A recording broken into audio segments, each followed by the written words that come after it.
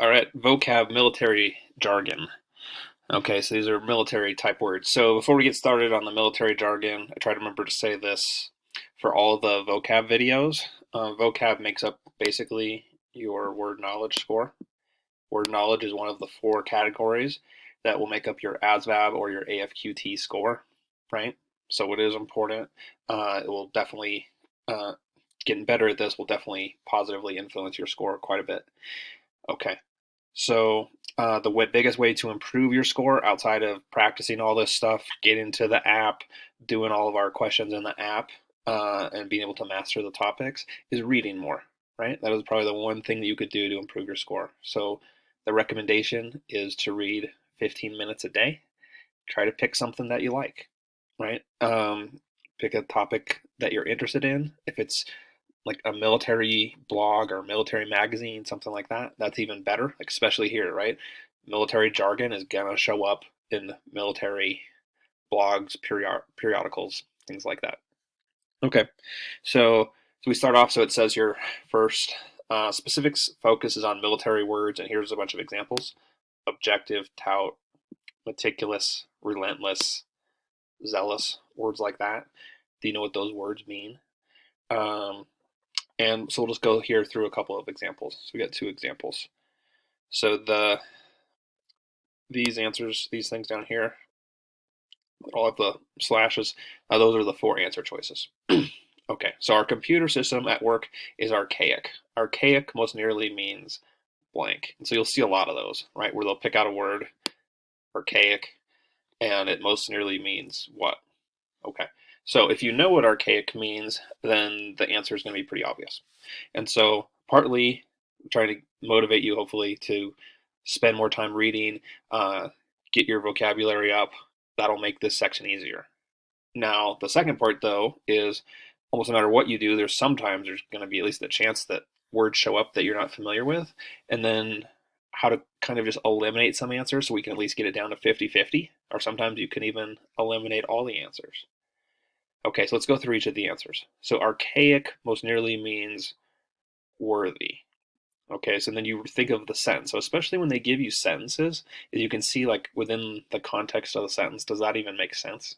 Our computer system at work is worthy. That doesn't even make any sense to me, right? That's not a real sentence. Worthy of what? So cross it out. If the sentence doesn't make sense when you put these words in there, get rid of it. Okay, next one is obsolete. Our computer system at work is obsolete. Certainly seems possible, right? Again, I'm just going through these as if I don't know what archaic means, right? Which probably some people who are watching this video do know what archaic means, and some people maybe don't. Okay, so even if you do know, I would say it's worth watching how this process plays out, how we eliminate answer choices, so that you know what to do when you get words that you don't know. Next answer choice, our computer system at work is current.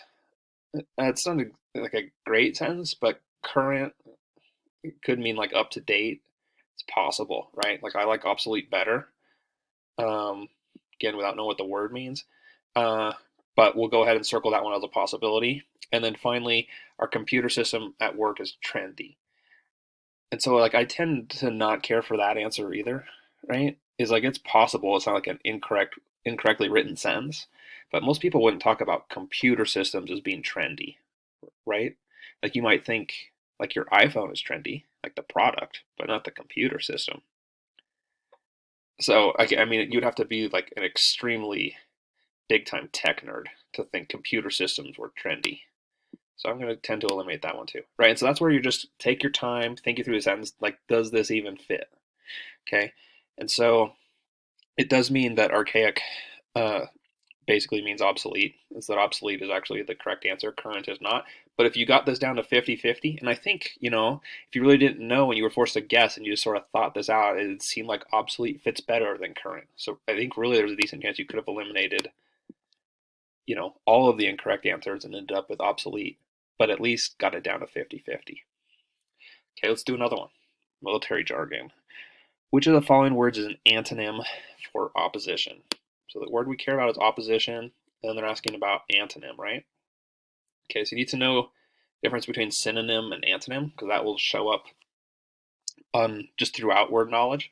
So there's several questions that'll have that.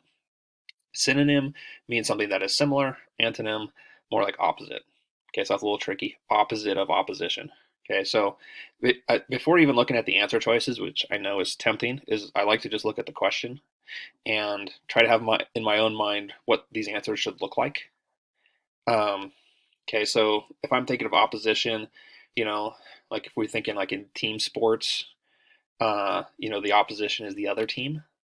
Okay, so the opposite of that would be like the same team. So same, similar, something like that. Some kind of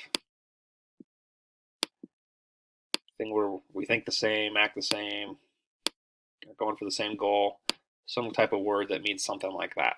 Okay, and then we go to the answer choices and see what we got. Okay, so again, same as with the first one.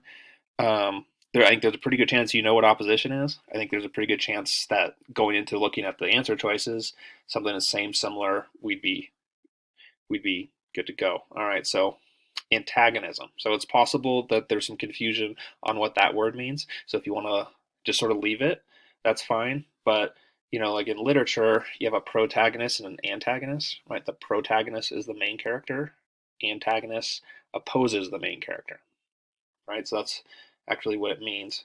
But we'll go back. Let's pretend like we don't know what to do with it. And so if we don't know, then we just sort of, if you don't know what the answer choice means, then circle it as a possibility.